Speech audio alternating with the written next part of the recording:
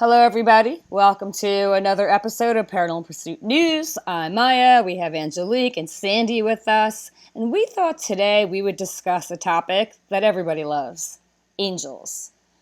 I was surprised to learn that there were 8 or 9 realms of angels and all different types, and I mean, I know a few, but, and like our angel, our guardian angel, is that an alien? Is it a ghost? Right. So, Sandy, do you want to begin? And when somebody says angel, what is the most common one that people are referring to? Sure. So there are 9 orders of angels, and they're divided into 3 different groupings. So the one that's closest to our realm, to our plane, is called angel, just angel. Um, and that's the one I think that we're most familiar with. They are really the closest to the material world and humanity themselves. They are, these are the 9 choirs of angels, and so the angel is on the lowest end, the lowest choir, I should say it that way. And truly, it's referred to as choir because they all communicate with voice in a singing voice. That is a very unique experience. Um, Most of the angels that are on the lowest choir usually then go on and graduate into the other second and third realm. The first realm itself, so if you're at the bottom, let's say it that way, meaning here's our planet, is the first realm, right? It goes from angel to then archangel, and everybody knows the archangels, all 15 of them. Everybody knows who they are. And then the third in the first category are the principalities, and they're really governed with keeping peace and order amongst the angels when they interact with humans. So that's your first 3 realm, your first realm with all 3 in that realm. Which ones are here? Those 3 realms? So, when people ask and that's an interesting question because what does here mean? Does it mean that they're actually amongst us on this plane, amongst humans? Or, so the definition of here, and it's the same question people ask all the time, well, which ones out of the 9 are actually right next to us? What do you mean by that? Do you mean energetically? Do you mean in physical presence? The angels, the first choir, are those that are most closest to the material world and to humanity and kind of walk with us and interact with us, et cetera, et cetera. And they're just referred to as angels. They're not archangels. Archangels take on a different realm and take on different activities. Each one of those 9 angels are assigned different jobs. Well, who do they work for? Big guy, big green, whatever you want to call it. These angels work for like you see in the movies that they're not supposed to have free will, or Angelique, what do you know about that? Do they have free will? Are they really aliens? I mean, what is an angel? You cut out. Can you repeat that last I sentence? said Are they what? really alien? Yeah, like is it what is an angel? Is it an alien? Do they have free will? Like, what's their deal that in what you know about them? Angels, to me, yes, have free will. I think that we have guardian angels, so we can. I'm sort of man's best friend. They spend their entire life soul agreement to come in and oversee us. Um, I do think it's like a best friend. They love us unconditionally, and there is it. Sometimes they change throughout a life. So the same guardian angels could be with you from 0 to 10, and then they switch over, and then you have a change of guard, and then you have usually one that will stay with you from birth till death, and a couple of others will come in between, according to what we need to learn and just the agreements that have been made. So I feel they're at.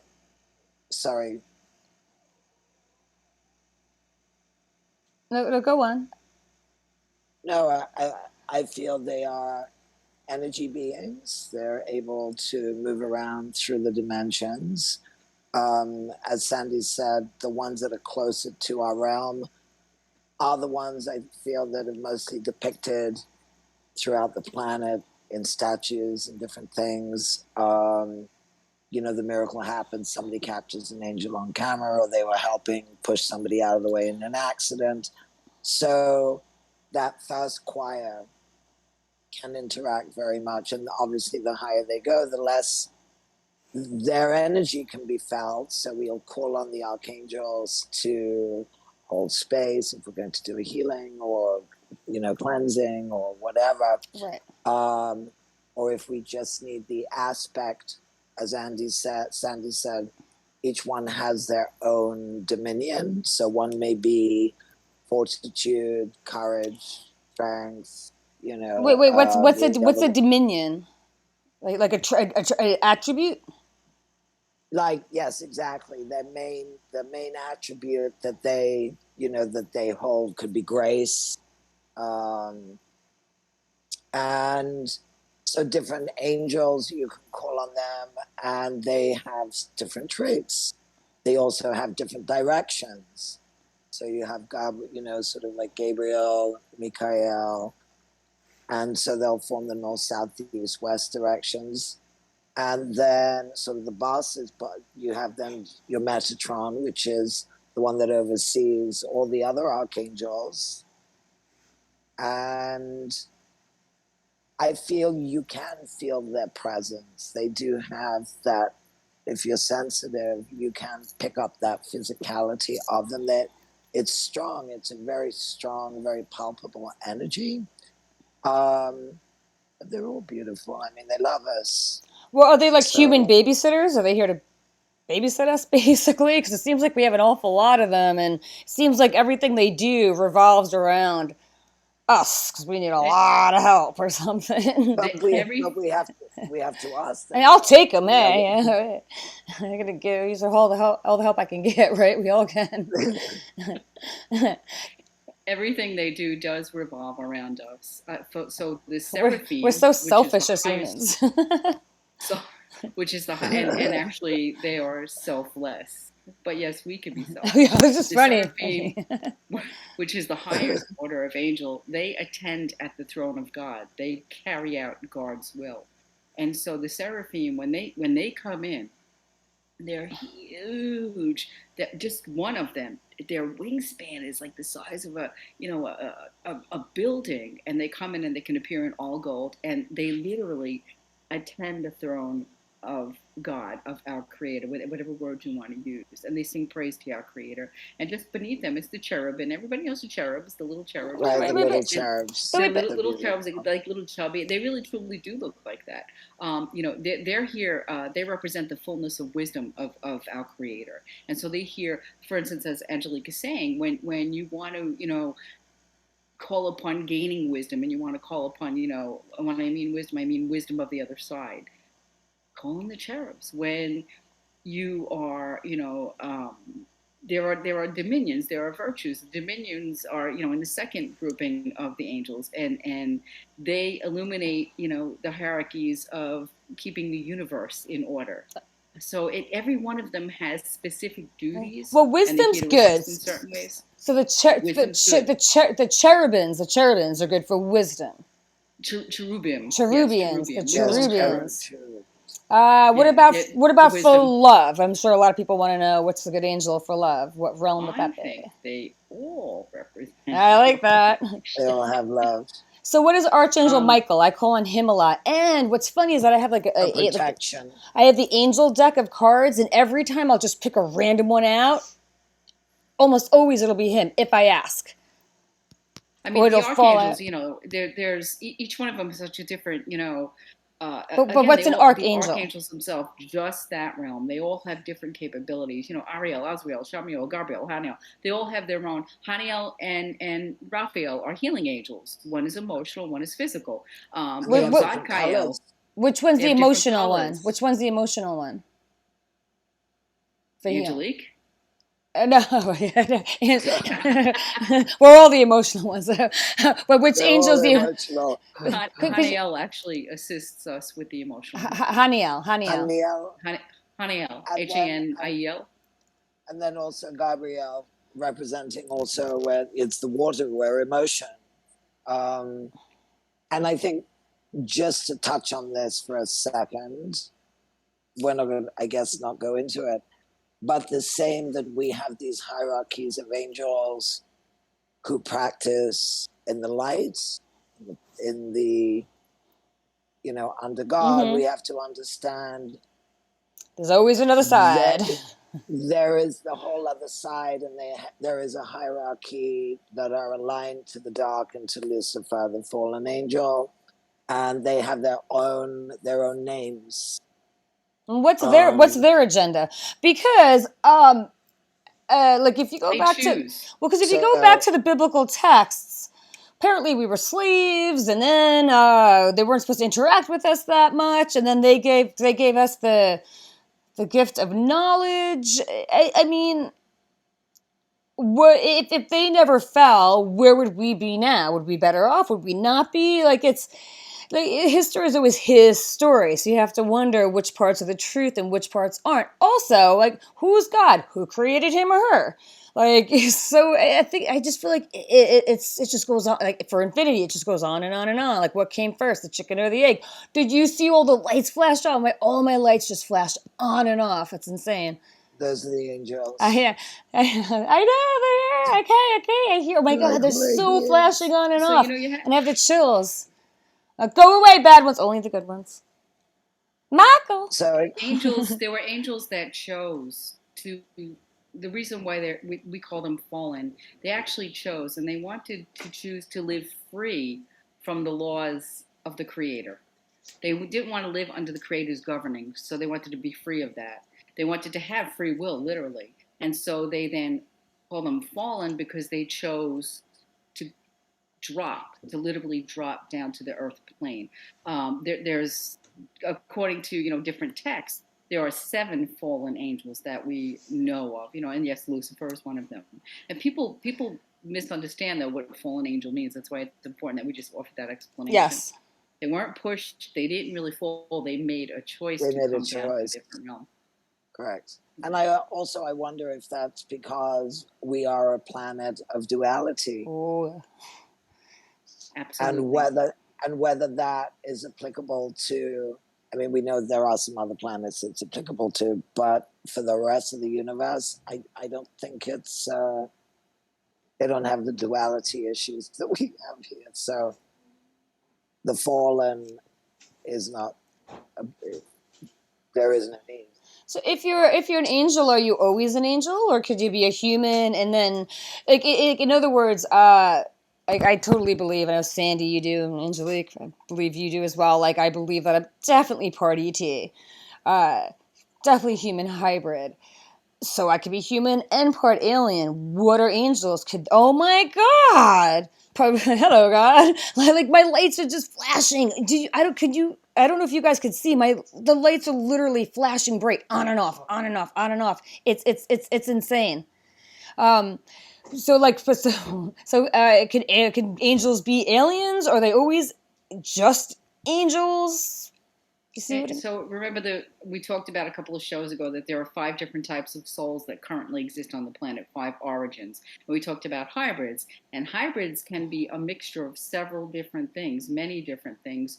And so when as a soul ascends and it truly works through its contracts and it ascends in energy, it has the choice when it crosses over to decide whether it wants to come back or not. And an ascended soul, not an ascended master, but an ascended soul, can actually decide, you know what, next time I want to have an experience as, I want to be this, I want to be an animal, I want to be, what do I want to incarnate at? That's one answer to your question. But the other answer is that hybrids can be a mixture inclusive of extraterrestrial and angels. And an angel. So yes, very, very much so. And so just one big happy family. Certain of the archangels are known to be extraterrestrials. So Melchizedek, E.T., Melchizedek. Absolutely. It does make more sense. E.T. Oh, yeah. I mean, that does make sense because anything that's in E.T. technically is something that is not human. Now, do you think that when we come down here, because I've always thought that when I come down here, I don't, like, not all of me is here, not all of my soul or whatever is here. Like, I feel like there's a portion of me, I might think so. I feel like there's a portion of me sitting up and, like, I don't know, at some computer somewhere or wherever, checking in on myself. Maybe I'm an app and, like, seeing how this part of me is doing. Because, like, would I really risk my whole soul coming down to Earth? So there are fragments of our soul. We call them fractals, and that's how you can actually, one of the things I teach people, and I think we kind of talked about this last time too, is how you can literally teleport your energy, I've right? done that, And yeah. pieces of it, pieces of your soul's energy do remain on the other side. And then there's a full integration when you cross the body dies and Right. you cross over and ascend. Then there's a full integration again after you go through the 8 different or 10 different levels. You finally meet with your creator. You sit together and you say, "Hey, what did I do this time around? What kind of karma do I See, have to pay off?" And then you say, "Okay, we're going to go back again." And there's a full integration. Soul completely integrates. And part of what you come back with the next time is called innate soul memory. It's like a computer Yes. chip. Everything you need to know, including all of your existences. But yes, part of Correct. you always does stay home. It's eh, like the Akashic record. It's like your blueprint, your soul right. blueprint. It's written. Yep. Yeah. See, that's what I'm always not afraid of, but that's what I'm always, yeah, when I go back to whoever and we're discussing my life, I'm like, oh, shucks, I couldn't handle it. I want to be like, no, yeah, I rocked it. Best I could. And I think also, just to touch on the healing, we can bring parts of those aspects of self if we need them, if we feel that we're sort of displaced, whether it's been through programming or experiments or different things that can catalyze almost like a partitioning of one's consciousness and physicality. We can bring those parts back in. So it's like I'm calling in those parts of me now. So then you can really start to feel whole and also feel comfortable and whole in your body, because we're soul, we're spirit, and we've chosen to be in a physical form. So it's important to stay in the body and experience that, all that is, as much as we possibly can, accessing those pieces that will assist us to sort of journey through in this lifetime in an easier way, hopefully. So what about, And that's I was just, that's one of the things. so sorry, go Sorry, ahead, no, go ahead, Sandy, that's go on. that's one of the things, as Angelique is saying, a healer, right? That's one of the things that we do. We hold space for the fractals of your soul so that we can hold the space so that they all come back together again and integrate. And in that integration, the person who's needs to, receive the healing also has part in that healing. And their part is they have to work on those particular contracts that created that disassociation, but we hold the space for you to do that. So in essence, we don't heal you. You actually heal yourself. We hold that space energetically for you to do it. And that's what a healer does. What Angelique is saying, integration, soul integration. That's why a lot of people you'll see will say, oh, soul integration healing. That's what that means. Well, even scientifically, we're made of mostly space. I heard something like if you take away all of our space, we're like this big, like the size of a gnat or something, I know a or lot of like a people fruit are made fly of or a lot something of like that. Yeah, space. we're like mostly space, which is kind of crazy. Um, some of us more than others. Oh, yeah. So And it's some is a little bit of a waste. but these dark, so let's talk about the dark angels. Mm. How would you know if it was a dark angel? Because I remember a while ago when I had first, when I was like 12 or 13, I'd spoken to one of my mom's friends that was a Native American healer, a shaman, and I was like, well, yeah, but when I'm talking to an angel, I'm like, oh, Archangel Michael, right? Yeah. I'm like, well, of course it is. Like, no, they can lie to you. They can. I didn't. It makes sense now in retrospect, but so how would you? I mean, besides just, I guess, the gut feeling, what would be some other signs of things to be aware of if it was a dark angel around you, and why would they be around you? For what purpose? I think for the most part, they wouldn't be around you unless you call on that Well, I ain't specifically, and it calling could be them. somebody that's a little misinformed. Like, obviously there's people, they say Michael's negative, but he's, or the so it would be that.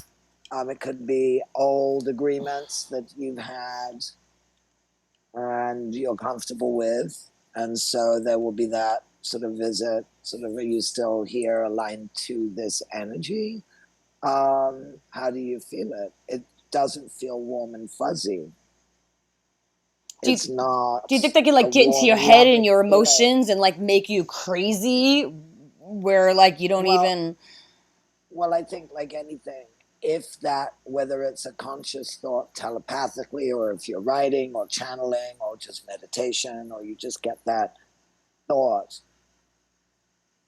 the, for want of, not to sound dualistic, but on the other side, on the positive, on the side of the light, it will be warm, it will be encouraging, it will be, there's always free will. If you're working on the other side, it's more of you have to do this and you must do that, and it's more of a command. mm, And so anything that sort of has that energy, it's a sharper energy, but anything that's sort of really intending you to, you know, when you get ordered and commanded, is usually not, if you're practicing on the light and the positive side of things, not something you'd want to close off that conduit, that connection, communication, yeah. right? Close that connection and then Well, start again. because let's face it, we're trying to bring as many people to the light side as we can. Why wouldn't the dark Well, side be trying to bring as many to that side as they can? right. Some of them are recruiting, and I'm going to say it that Mm-hmm. way for a Thank reason. you. I knew So, some of them were recruiters. and what I mean by that is this: if there's a very dense soul who's in a very low vibration, your murderers, your rapers, I Mm-hmm. mean, horrific things. Their energy is, we're talking duality, very dark. Mm-hmm. And so Right. they may be fallen, the Mm-hmm. fallen, I'm going to call them recruiters, may be trying to recruit them to keep them low vibration well and trying to bring them to light. It's duality and everything. So that's Right. another thing that may go on. Right. But so what about everybody that's in the gray? Is there like a bit of a tug of war that maybe they have some gray angels, some light angels? Okay, remember? You have to remember, like I see the angel and the devil. Remember that's like the thing about that. Yeah, Well, I well, think we have again, to like Andrew, understand one to understand the other in many ways, but not to, you have to make a choice. Where is your allegiance? And some people change. And I think just because maybe you could have experienced a negative, more of a,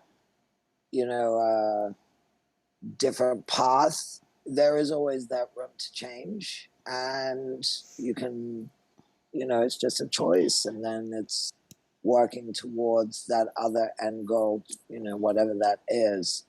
So I don't think we're locked in forever. Right. Otherwise, we would, it's free will.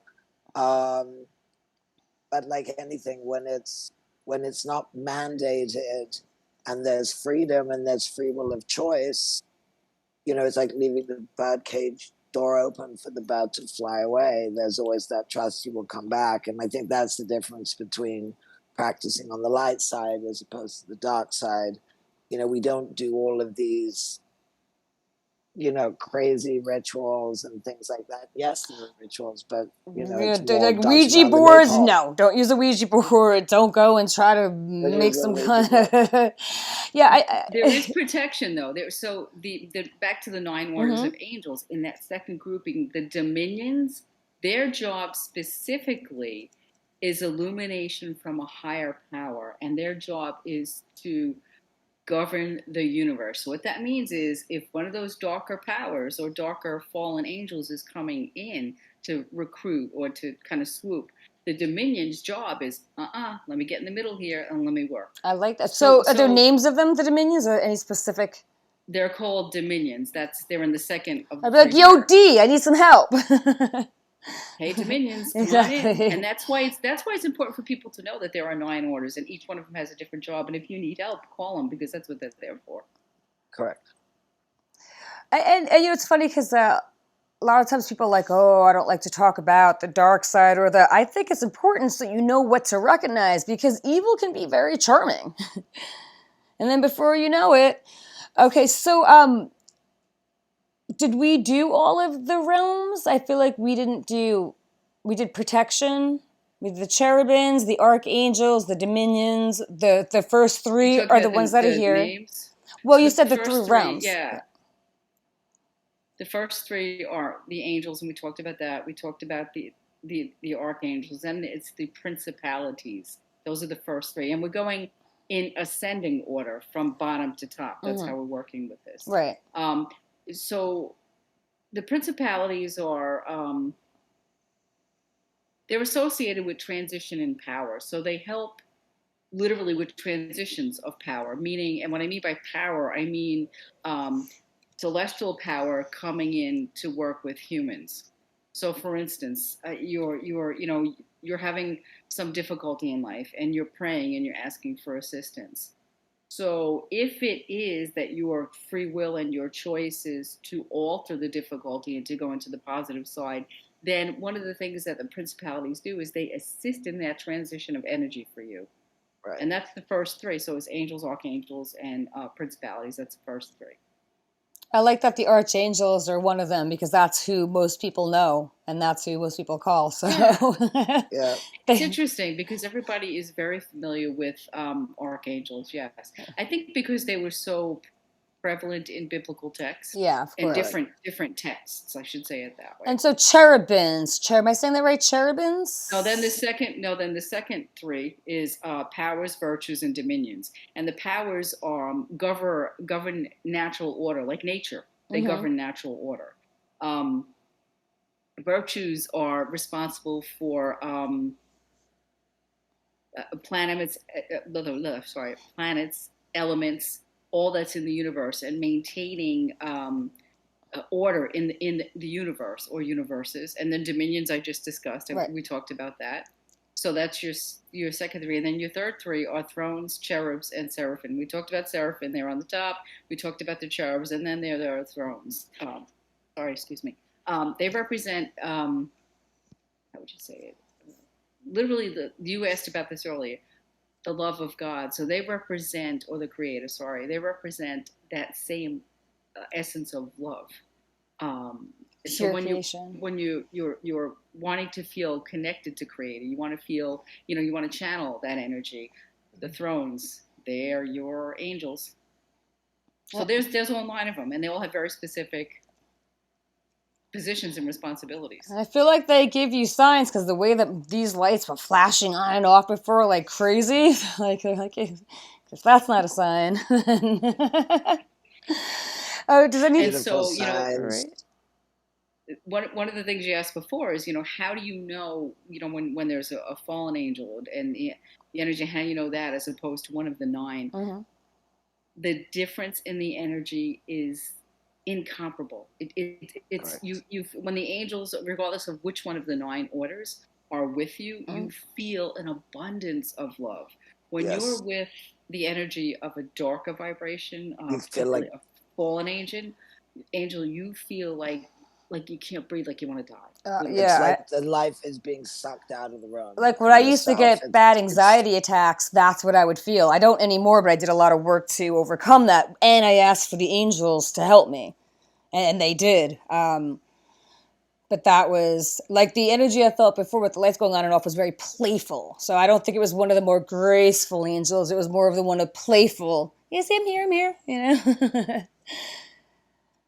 Pay attention. Yeah, they were pretty obvious. You definitely could not miss that. Do you think, does anybody else have anything else to add that we think people should know about angels? I think sometimes also when we are growing in our spirituality, for want of another word, there can be times when there are situations, things, people, events, or certain things, usually a person or a thing that will catalyze, that will almost try to keep you in place, keep you locked in place. It's like when you're about to go through a massive growth or aha moment, there can be that element of something's trying to hold. Who does that? Well, I would say agreements, but it's like then you can feel your guides and your angels stepping in. It's almost like you get this courage. It's like you feel all of a sudden, it's like, I can do it. And all of this, a lot of the time, is happening subconsciously for people. But and then you almost feel that your angels are stepping in and going toe to toe with this other energy. And it's a really interesting, a lot of people get it in dream state. I think that's why, sometimes the nightmares is that, and then it's sort of this beautiful savior kind of energy that comes in. But it's almost like, no, she's with us or he's with us, hands off. Right. And you just feel this. Yeah, it's amazing. I like that. I like that very much. The dominions coming in, going, no, that's it. No more nonsense. Exactly. No holding me back. Don't hold me back. Sandy, do you have anything to add? Any No, last? I mean, I mean, I think people really, I'm a big fan of the angels What was it? because they are here to hold God's love. They are here to serve humanity. And I think, people, when they are not as familiar as they should be with angels, and they're not aware of how many different types there are and how many I mean, just the archangels themselves, there's 15 of them. And everybody's very specific. It's very orderly on the other side. Everybody's got a job. It's like